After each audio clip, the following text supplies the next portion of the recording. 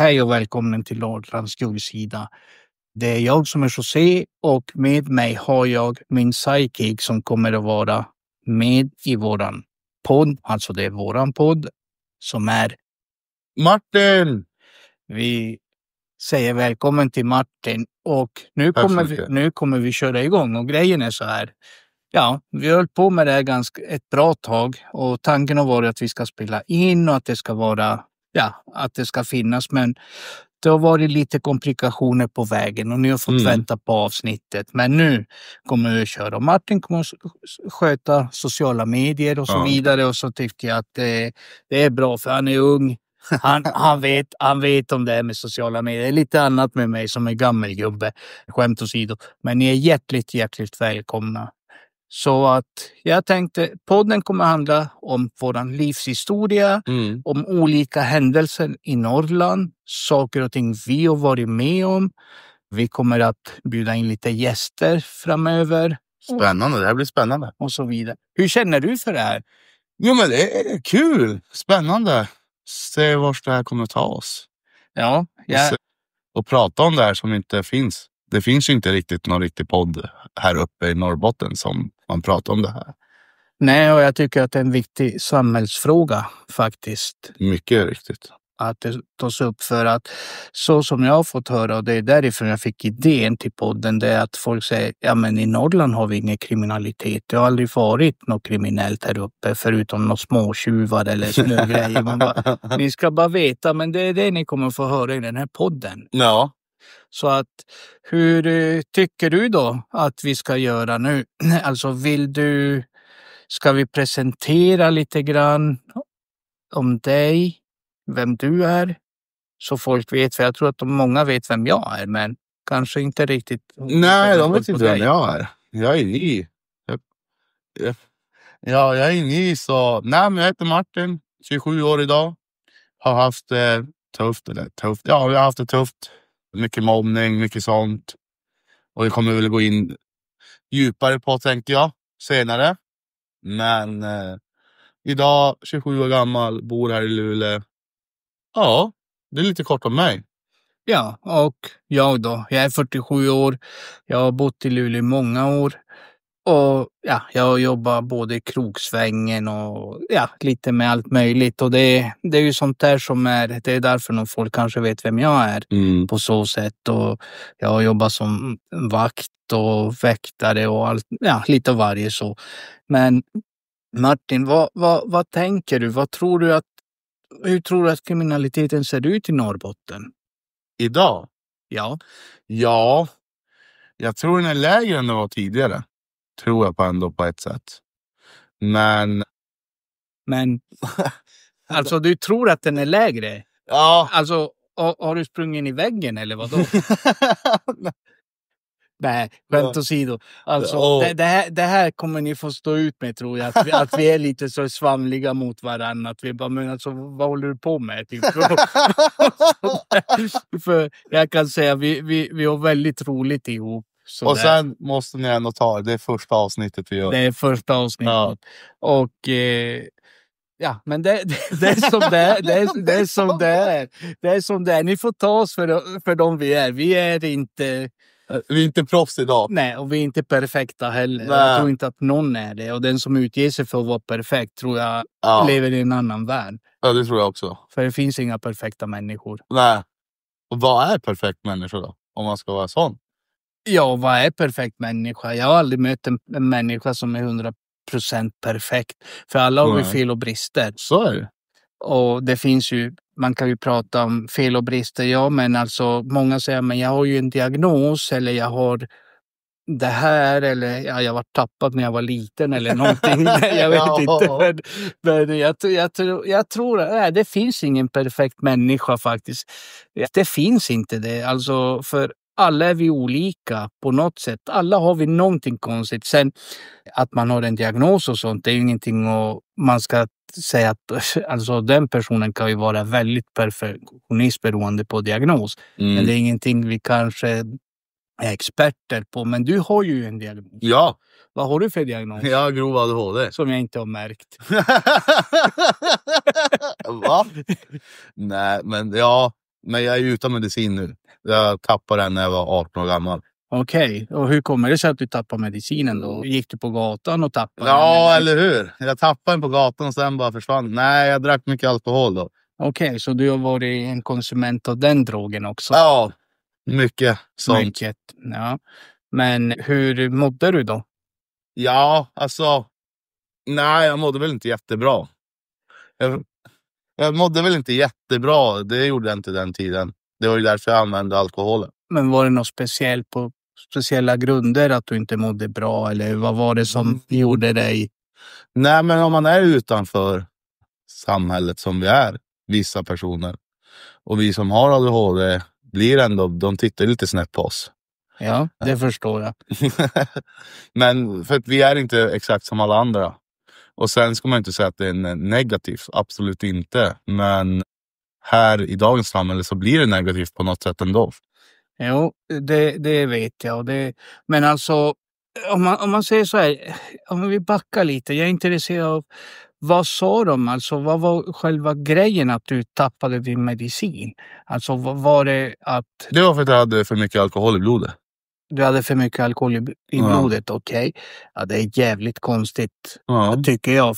Men jag kan berätta hur det var. Ja, det är ju det vi vill veta. Ja, det är det som är intressant. Jo. Men alltså, jag kan... För jag tror att det är många som kan, relatera till det. Nej, men du vet, jag satt hemma, drack, fick en snedfylla, hamnade på psyket. Och jag kommer faktiskt inte ihåg hur jag hamnade på psyket, om jag ska vara helt ärlig, för jag hade druckit så mycket. Nej, det kan man ju. Ja, tyvärr. Men då så tog de beslutet där att inte ge mig någon medicin från en dag till en annan. Sen skulle jag gå och hämta ut medicin, då finns inga recept. Jag bara, va? Och jag ringer min läkare och bara, nej, vi har tagit bort din medicin. Vet inte om det? Bara, nej. Det är för att du åkte in förra veckan. Men det där tycker jag är så sjukt, för det är väl då kanske du behöver medicinen som mest för att du mår dåligt på grund av din diagnos. Svara. Men du får ju inte dricka när du tar Ritalin och Concerta, som jag gjorde. Nej, det får man inte göra, men det finns ju de som går till exempel på Laro, som har missbruksproblem, alltså med droger, och de får kvar sin medicin. Ja, det är sjukt. Ja. Och de får ju chans på chans. Ja. Och sen finns det ju de som absolut inte får någon chans. Nej. Jag var en av dem. Ja. Har du försökt få tillbaka medicinen på något sätt? Ja, det har jag. Men det är väl min ADHD som gör att jag inte orkar. Det tar så länge, du vet. Läkarmöten, man ska dit, man ska göra det, dittan och datorn. Det är bara... Och då till slut tappar jag orken. Ja, för så som jag känner dig, du har ju inte världens bästa tålamod, kan jag säga. Nej. Alltså det är som att du har miljoner myror i kroppen. Och jag får ju alltid som bara, Martin, chilla lite, ta det lite lugnt. Alltså, det är ju som när vi ska göra någonting också. Det blir ju som 190 eller ingenting. Ja. Och jag märker ju att för din del tror jag att det hade varit bra kanske med att få en liten medicin som håller dig lite lugnare. Dra ner det kanske 2 snäpp. Både för ditt mående och för att du ser fett stressad ut hela tiden. Det blir man ju av, alltså, utan att man tänker på det. Jag säger själv att jag märker inte av min ADHD. Nej, det är för att jag lever med den. Ja. Men ni andra som är runt omkring tror att man är antingen så är man knarkad och har tagit någonting uppåt eller så, alltså för jag menar. Ja, alltså ibland så tror jag att det är Fast and Furious på det, liksom. Man vet inte liksom, ska han springa maraton eller är han bara ute och promenera eller ska han till bussen eller någonting. Det är som en gång jag gick och bara skulle köpa en lott och jag var så taggad och så står det en gubbe bredvid bara, men sluta ta din jävla medicin, sa han till mig. Och jag bara, det är därför jag är så här, för att jag inte tar min medicin. Han bara, förlåt. Ja, men du vet, folk och sina fördomar. Många tror att bara för att man är lite speedad, antingen att du har tagit något uppåt eller är du väldigt lugn, att men då har du tagit något neråt. Man bara, men alltså jag kanske är så här som person. Du kanske är så där som person. Plus att alla har vi någon diagnos i kroppen. Alltså jag kan säga så, jag tror inte att det finns en människa som inte har en släng av någonting. Ja. Alltså i sig. För jag tror att alla har det faktiskt. För Ja. På något sätt så har alla det. Ja, på något sätt. Men sen är det bara de som har mer eller mindre. Har du upplevt diskriminering då? Alltså har du blivit diskriminerad ute på stan, på gatan? Ja, det är med skolan. Med skolan? Ja, okay. Skolan är det som är. Jag har ju inte klarat en enda utbildning inom skolans värld. Ingen skola klarat gett mig en utbildning. Okej. Men alltså har de försökt ge dig någon studiehjälp? Ja, eller någonting? Jag fick ett tangentbord som kunde tala. För jag hade dyslexi också. Ja. Jag fick ett tangentbord när jag gick i 5:an som kunde tala. Men min ADHD gjorde så att det tog för länge. Jag tryckte så här man skulle skriva hej. H-E-J. Ja. Kolla jag gjorde det rätt. Du kunde stava. Det var ju bra. Men man skulle vänta så här. Trycka först H. Så säger den H. Och sen skulle jag trycka E. Och du är sådär. Du kunde inte speeda upp den detta. Det fanns inte någon spak eller någonting. Eller inställning. Bara prata lite högre eller gör det lite snabbare. Ja. Eller sådär. Och sen fick jag gå en kurs som heter Vitting. Vitting? Ja. Vad är det för något? Ja, det är man tror att man måste röka för att klara av det där. Då kommer en kvinna. Jag är ju rökare så att vadå? Ja. Skulle det funka på mig? Tror ja, jag tror det. För att alltså, man måste ha tålamod för det där alltså. Ja, det kan jag förstå. Om jag säger så här, jag är ju väldigt, vad jag själv tycker, jag är en väldigt lugn person. Alltså, nej, du hade snävat totalt om du hade suttit med henne. Jag hade det. Ja, för då sitter hon där. Och så har vi en bok, du vet. Så ska man skriva en. Sen ska man skriva typ ko. Ja, så kan man skriva ko. Men det är så här 2 ord och sen var det 3 ord. Alltså det är ju inte så att jag ska lära mig att skriva. Nej, men det är det som är viktigt. Man ska lära sig. Ja. Och sen var det så här i slutet när vi skulle ha typ provet. Ja, men då måste du ha väldigt grov dyslexi. Jag har ju dyslexi själv, alltså jag blandar ihop ord och bokstäver och sådär. Och det är ju, som när jag gick i skolan, det var det någon som brydde sig speciellt mycket liksom. Och att man fick någon specialklass eller någonting, specialhjälp eller något. Men hur var det på din tid? För jag hade ju tangentbord för fan som pratade med mig. Hade du tangentbord när du var i din, alltså yngre i min ålder så här 15? Alltså, ska jag vara ärlig? Jag hade en spik, en sten. Alltså tror du fan att jag kommer från stenåldern? Hade ni datorer? Datorer kom ju 1958 tror jag första datorn uppfanns. Ja, du föddes innan det. Nej, jag föddes efter det. Jag är tur att fönstret inte kan öppna sig. Nej, men skämt att säga. Jo, det är skämt att säga. Det här är vi. Det är det här ni kommer att få. Det är det här. Men vi kan vara seriösa också. Men vi tycker... Ja, det kan vi. Ja, alltså när vi ska berätta om vissa saker så att vi kan vara det. Och det är lite grann den här stuken ni kommer att få. Det är ju för att ni ska få känna på lite grann om... Känna vilka vi är. Ja, vilka vi är som sådär. Nej, men vad heter det? Om jag säger så här då, du ser ju inte helt svensk ut. Är du rasist? Nej. Fast SD har försökt värva mig, men nej tack. Och nej tack. Och nej tack. Okej då. Sen så att jag tänker så här att men man behöver inte, det är inte om det, utan jag menar liksom du berättar ju för mig att du är halv italienare och halv rom. Jajamän.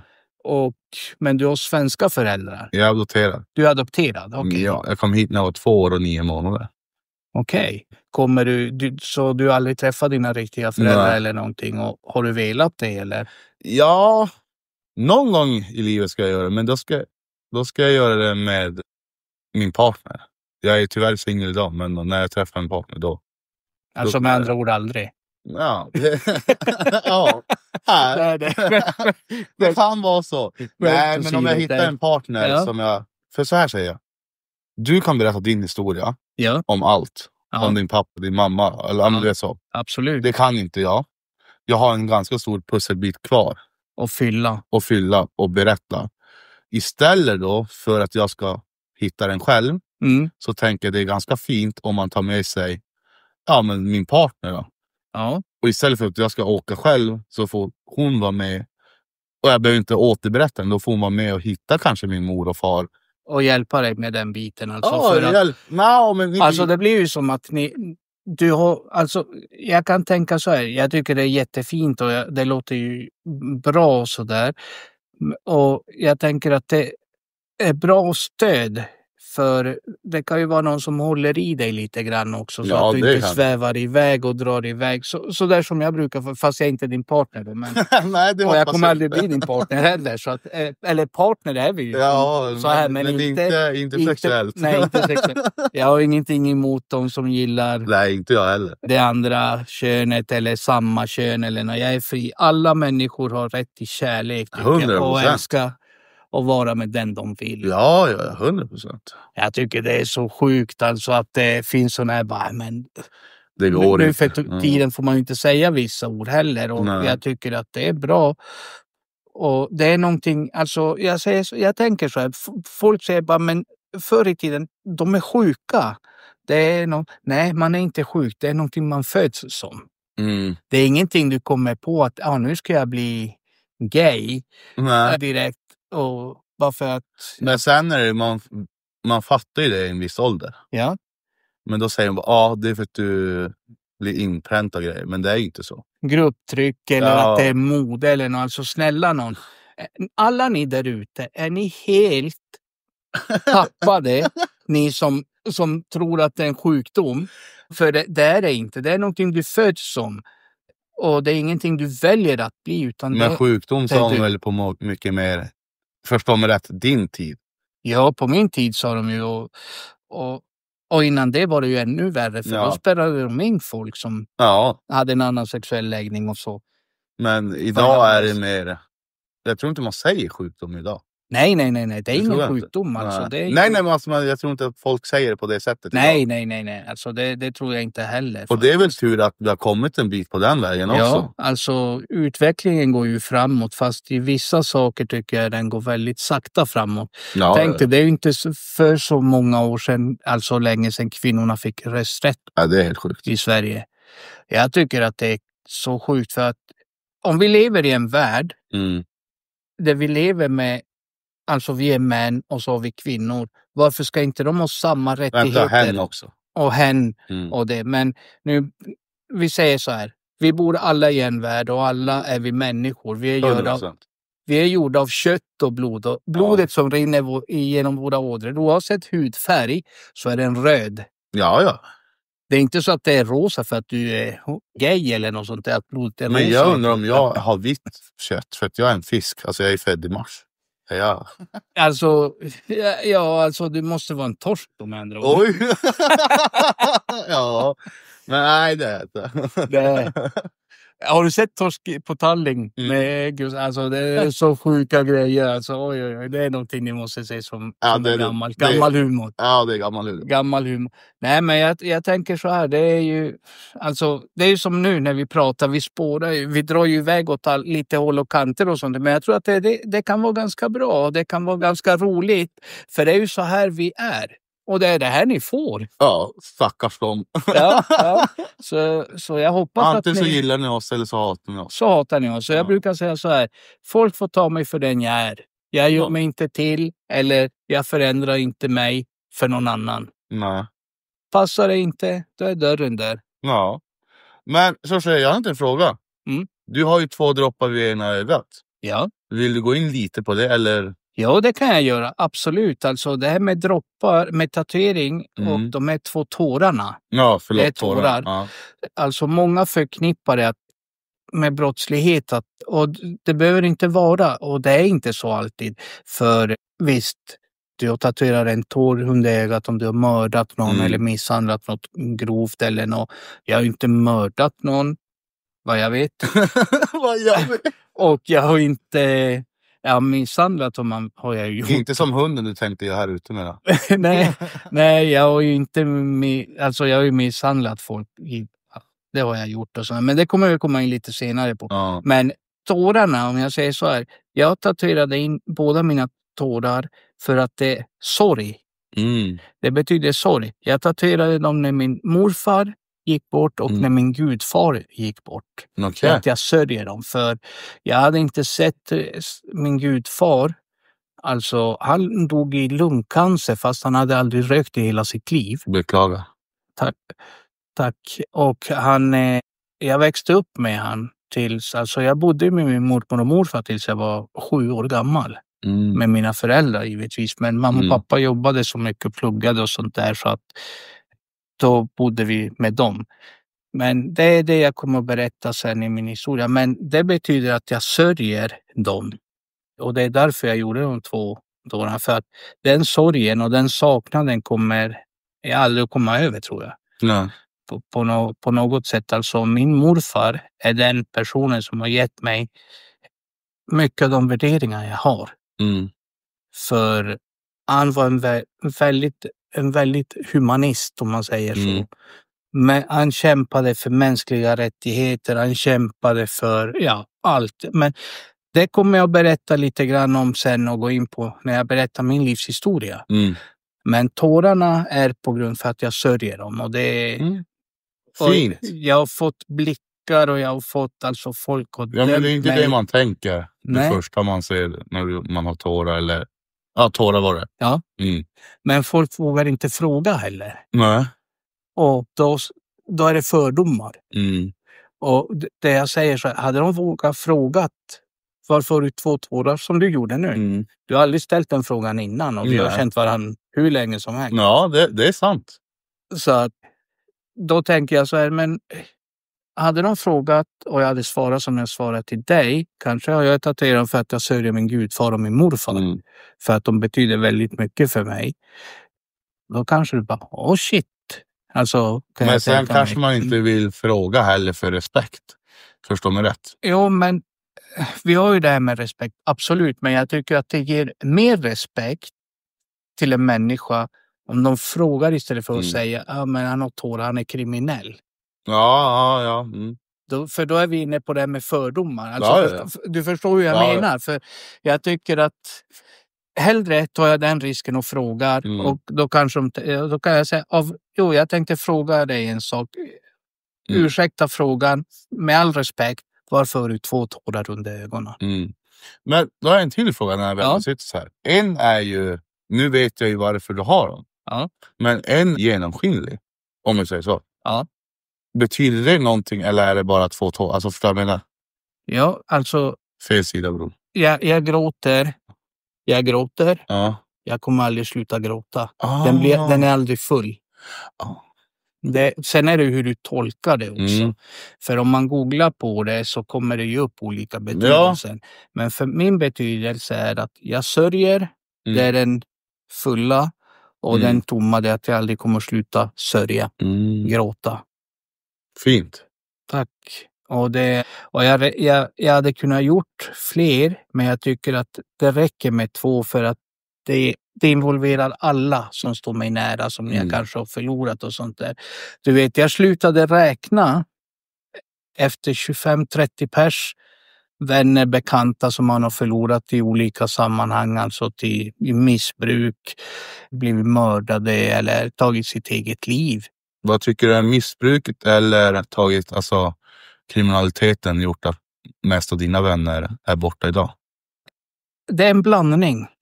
Och så sen är det mycket psykisk ohälsa tror jag är inblandad. Men det är ju mer, förlåt om jag avbryter. Ja, nej, ingen fara. Men det är ju mycket mer här uppe än i södra Sverige med psykisk ohälsa. Ja, fast jag tror att det är lite mer så här att man kanske inte kan säga att det är mer här och mindre där. Jag tror att generellt så är det mycket över hela Sverige. Förstår du hur jag menar? Vi kanske är mer deprimerade här uppe. Ja, för, det är mörkt och hela tiden. Det är mörkt och det är allt det här och det är kallt och det är... Men ändå vill jag inte flytta till södra Sverige. Det är gott. Jag hade kunnat göra det. Mina föräldrar bodde i Uppsala. Min lillebrorsa bodde i Stockholm. Jag vill flytta ner. Ja, men jag säger så här. Det räcker. Jag åker dit på semester och är där 1 vecka, 2 veckor. Sen vill jag hem. Sen vill du hem? Jag vill hem. Vet du varför? Nej. Jag blir stressad av stockholmare. Jag blir stressad. Men bror, flytta till Göteborg istället då. Nej, för då låter det som att de skrattar hela tiden när de pratar. nej.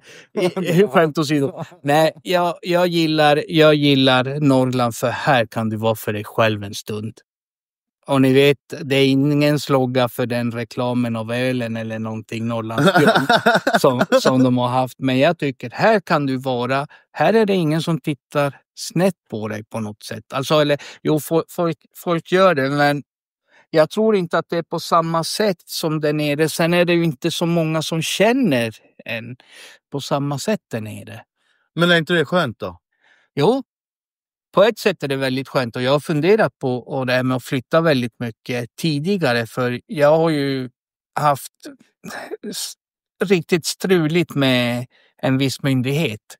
Alltså det spelar ingen roll om jag har varit ute och rastat hunden. Nej, eller om jag har varit ute och handlat. Så har de kommit och frågat legitimation. Vem är du? Var ska du? Vart har du varit? Vad ska du göra? Det här hände mig bara för en vecka sedan. Ja. När jag gick från kriminalvården. Busstation, du vet, i Luleå. Ja. Jag går där med en annan kille som har varit också där. De stoppar mig bara. Hej, vad gör du? Nej, jag är på väg till bussen. Jag ska hem. Nej, jag vill ha ditt lägg. Bara, varför det? Nej, jag måste se det. Nej, det måste inte. Nej. Jag bara, ja. Du måste visa det bara. Är jag misstänkt för dem? Nej, bra, då går jag. Ja. Nej, men alltså det där, jag tycker att de gör det på fel sätt. Jag tycker visst att man ska kontrollera folk och att man ska kolla och sånt där. Om man har en misstanke om någonting eller något. Men om vi ska komma åt det här med kriminaliteten, att de ska ha koll. Det förstår jag fullt ut och det kan jag gå med på till en viss gräns. Men att de gör det flera gånger om dagen, flera gånger alltså på samma person. Vi säger så här, ja men du har ju sett mig, du har sett, vi säger så här, jag är ute och kör bil. Ja. De slår in regnumret på din bil och det kommer upp på skärmen. Att det är din bil. Att det är min bil och att det är du. Och de ser nog förmodligen också, ja men vi har gjort en kontroll på han för typ 25 minuter sedan. Är det då värt att stoppa den bilen igen i stan om du ser att den är nära bostaden också? Ja, men det är alltid nice för dem att irritera. Nej, men tycker du att det är du menar mig nu? Ja, förlåt. Nej, det är inte okej. Nej, för jag kan ju dra det här till exempel. Jag har blivit stoppad när jag svänger in hemma på parkeringen och frågar var ska du? Man bara, jag ska hem. Jag har varit och handlat. Vad har du i bilen? Jag har mat. Och då har de dragit upp allt från kassarna. Hade du ingen rolig mat? Nej, jag hade inget sånt där eller något. Och det är ingenting jag... Nej. Eller något sånt. Utan grejen var så här. Den här personen stoppar mig oavsett. Och han vet att jag bor där och allt. Och han ska gå igenom alla kassar. Allt jag har i bilen. Men han får inte göra om inte han har husrannsakan. Jo, det får de göra. Får de det? Jajamän, det är ändrat. Det räcker att det finns misstanke. Får de göra husrannsaka i en bil eller något. Sen kan om det är en yttre befäl så kan de ta det. Säger värre. Ja. Sen har du inre. För vissa saker. För det här har jag vet att det ändrades för många år sedan. Och för förut var det ju så att då var de tvungna att få det att det var ett befäl som tog beslutet. Men nu kan de bara göra det på misstanke. Okej. Ja, men det här är ju, vad kan det vara, 3-4 år sedan? Ja. Men det värsta var min tjej. Ja. Vi kom parkera bilen, vi hade lånebil. Hon tog kort med sin telefon. Ja. Och polisbilen körde in där på parkeringen bredvid oss. Ja. Och vänder och i världens fart kör på cykelvägen och svänger in på gården där jag parkerar bilen. Jaha. De kliver ur. Jag sitter inte ens i bilen. Jag står utanför bilen. Jag är på väg och ska gå till porten våran för att jag ska gå hem. De bara, kör kort.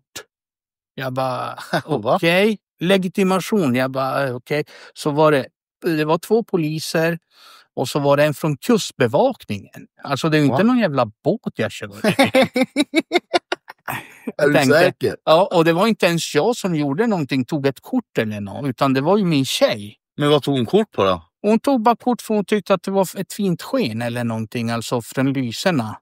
Så det var inte ens polisbil? Nej, alltså hon tog ju bara kortet när hon klev ur bilen. Ja. Det var ju som inte det var någonting speciellt så, men att de kör in i världens fart och de bara körkort. Visar jag bara, men varför? Alltså, är jag misstänkt för något brott? Har jag gjort något olagligt? Vi vet inte, du kan vara efterlyst. Jag bara, men det ser ni väl? Ni har väl bil på de som är efterlysta, förmodar jag. Ja. Eller ska de gå och fråga var och varannan människa ute i samhället, är du efterlyst? Jag ska ha lägg på dig. Ja, det måste man ju. Man bara... Hallå. Nej, alltså du vet, jag har så många sjuka historier att berätta om såna här grejer. Det här är bara en liten grej. Det slutade med att han började bryta i armarna på mig. För att? Jag inte hade körkortet på mig. Aha. Jag hade den i bilen, i jackan. Mm-hmm. Och jag sa, de bara visar körkort. Jag bara, jag har den inte. Jag har inte den på mig. Du har ingen körkort? Jag bara, jo, men jag har inte på mig den. Jag bara, den är i bilen. Men jag fick inte gå och hämta den för att visa den. Nej, men såklart inte. Du kan ju kanske hämta en tabbe eller något då. Ja. Men alltså, det är så sjuka grejer. Och det var ju... Det här kommer vi väl gå in mer på? Ja, det här kommer vi gå in på mer sen. Och jag kommer att berätta den här historien helt. Och det finns till och med inspelning på den, alltså film på den. Då kanske vi får lyssna också någon gång. Ja, om man såg på den här polisen att han var verkligen triggad och försökte provocera fram och allt sånt där. Och den som brukar kunna hålla mig lugn när jag går över en viss gräns. Det är din fru. Det är min tjej. Jag kommer bara ihåg en gång här nedanför. Vi har ju känt varandra i 15 år. Ja, 15-20 år. Nej, inte 20. Ja, jag har sett det på stan när du var mindre också. Jo, men när vi kände varandra. Ja, när vi lärde känna varandra. Då var jag 15 då. Ja, 15. Du får det. Kolla, yes! Nej, men då kommer jag ihåg en gång när jag var här i stan och det var någon människa, vad heter det? AFS. Ja, AFS var här. Och så ser jag bara, jag sitter där, jag har gått och köpt en dricka och så går jag bara förbi det. Och då ser jag någon bara skrika, då är det ju så ske. Och då blir jag nedkastad på golvet, eller på marken. Och det är helt sjukt, bara, vad fan hände där? Och så var det bara någon vecka sedan jag frågade. Nej, det var förra veckan. Förra veckan frågade du mig om den händelsen. Och det här är jättelångt tillbaka. Ja, det var innan, det var ju förra valet. Inför förra valet. Var det? Ja, 2022 var det. För det så länge sedan? Ja, för de åker ju runt och håller sina tal lite överallt och sånt där.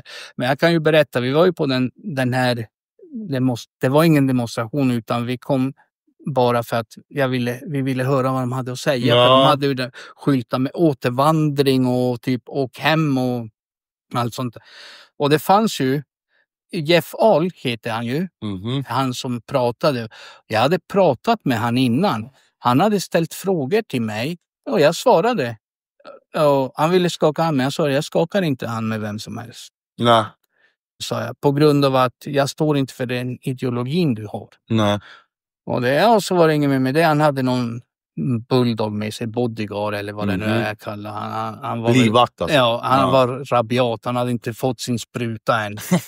Tror jag. Eller fått ligga. Ja. Han tog tag, för han gick fram till min tjej och började diskutera med henne. Och så, hon sa väl någonting att, men är du dum i huvudet? Så han tog tag hon runt halsen. Och där går gränsen för mig alltså. Det spelar ingen roll om det är din tjej eller om det är... Om det är vem som helst på... Jag ser för... Nej, det går gränsen och jag tyckte liksom, varför tar någon runt halsen? Alltså stryptag med handen så här runt halsen. Så hon försökte ju trycka bort den och det. Och men varför poliserna då? Ja, men poliserna stod och tittade på, men de gör ju ingenting åt det. Vet du vad de gör sen? När jag går fram, då kommer det 7 snutar. Poliser då säger vi. Aina på mig för att jag tänder till. Och folk bara, men alltså vad gör ni med? Jag vet vad de gör. De tar oss båda, sätter oss i bussen. De försökte ju bryta ner mig i backen först. Och det gick ju inte så bra som du kanske såg, för att jag satt mig på tvärden. Ja, jo, jag såg det. Du låg där och åt grus. Ja, jag fick äta lite grus, men de var 7 mot 1 alltså. Men du är ganska biffig också. Ja, jag vet. Ja, jag vet. Så jävla nöjd också. Nej, men det var ju... och så ville han att jag skulle ställa mig upp. Och jag bara, men har du lagt mig på backen får du hjälpa mig upp också. Jag är sådär, jag blir tjurig. Riktigt det måste man bli. Och så körde de ut oss från stan till Bergnäset, bortanför Bergnäset. Va? Och så bara, ni får gå hem. Vi bara, okej. Alltså mot flygplatsen eller? Ja, alltså förbi Bergnäset där alltså. Så att det var ju, jag kommer inte ihåg om det var mot gamla Bergnässkolan. Där någonstans. Det var ju ett tag sedan. Men så fick vi knatade eller tog bussen. Jag kommer inte ihåg, men det var ju på grund av det. Då var det en PL13 på er alltså? Ja, alltså avvisade från stan. Jag bor i stan. Jag avvisar från ditt hem. Ja, alltså det är så sjukt. Ja, men sådana här historier kommer ni få höra om och sen lite annat. Och det är ju det jag tror kan vara lite spännande faktiskt. Ja. Och kul för många. Så jag tänkte, Ja, men det blir bra. Men har du blivit buntad av snuten någon gång? Ja. Jag vet ju att jag buntade dig någon gång. När du var yngre. Men jag tänkte, det berättar vi nästa. Ja, det tycker jag. Men nu har ni fått ett litet försmak på vilka vi är, vad vi kommer att prata om, hur vi... Och hur våra ADHD går i... Ja, jag har inte ADHD. Ja, det måste du ha. Nej, jag har inte det. Jag har faktiskt gjort testet och de bara, du har inte ADHD. Men då är det något annat. Ja, men de bara, den diagnosen finns inte. Ni får ha det så gott och så hörs vi nästa gång. Ja, men ha det bra. Hej.